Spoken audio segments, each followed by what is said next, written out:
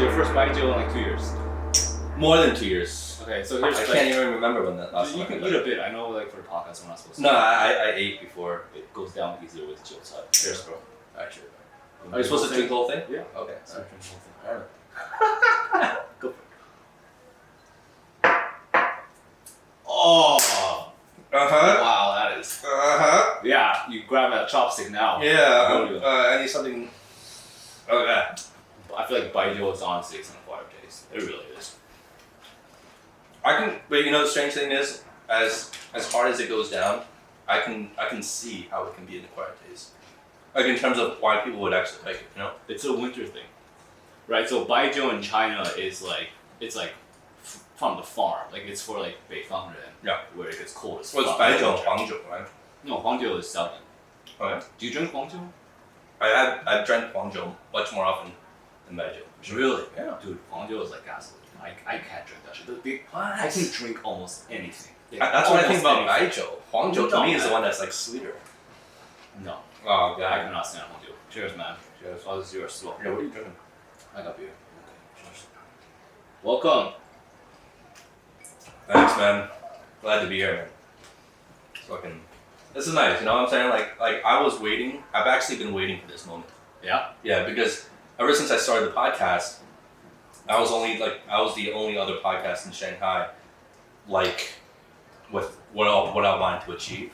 You know how we were talking before about like other podcasts here, but they're all pretty much cut from the same cloth. They're more like educational based, right? Yeah, let's plug it quickly. Might as well do it at the beginning. So you have a podcast called The Honest Drink, where I was on 2 weeks ago, Chabadol. Yeah. A couple weeks ago, Yeah. right? And you know, at that point, I didn't know I wanted to do this. I was on the fence, right? I was. Yeah. So you've been doing that for like a year. Just over a year now. Once a week. Yeah. What was the initial inspiration behind doing a podcast? Are you just like a fan, or? Oh, we're going there now. We're going right to it, huh? Okay. We started with the Baijiu. What did you expect?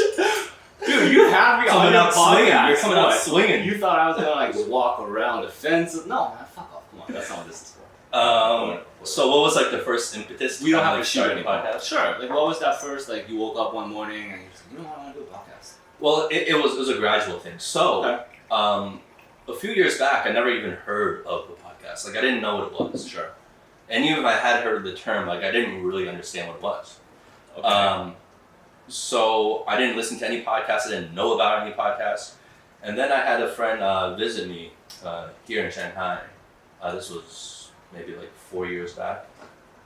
And as he was leaving, he had visited me for a while, but as he was leaving, one of his parting words, it was like, he was like telling me about like this, you know, if you want to listen to like some content and try out podcasting, listen to this podcast called The Joe Rogan Experience. This is 4 years ago.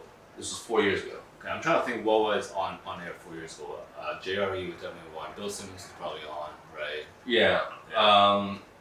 I mean, he didn't have like Elon yet. He didn't reach for sure. He was already huge. Yeah. But that podcast wasn't in the same. It's like they're a whole different stratosphere now. Yeah. You know, within the it's last a recent thing. Yeah, in the last like 2 years. Yeah, maybe, for sure. It reached a whole different stratosphere. Right. So at that time was kind of like in the middle where he already got pretty big, Right. but he wasn't like mainstream. Right. You know, Yeah. like he is now. So he told me about it. I'm like, what? The Fear Factor guy? I was like, literally. I was like, that's. Yeah. I never even I didn't even hear of the name Joe Rogan, right? Yeah. I'm like, the Fear Factor guy? I'm like, why the Yeah. fuck would I want to listen to him? Yeah. For sure. So it took me a while. And then I was like searching around on podcasts, Apple Podcasts, and his podcast comes up. Yeah. And this was like maybe like several months later. Okay. No Yeah. Spotify yet. This is all on Apple, I think. All on Right? Apple, Yeah. And Spotify didn't even go into the podcast industry wasn't even like what it is now. Yeah, of course. It's huge now. But anyway, to make a long story short, like I started listening to him and I got hooked. Okay. I got hooked on his episodes, and that kind of got me interested in the format of podcasting.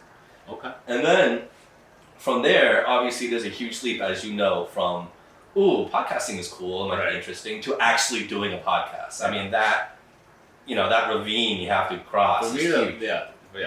right? For most people, I would absolutely agree. Yeah. Because it takes steps of Yeah. action.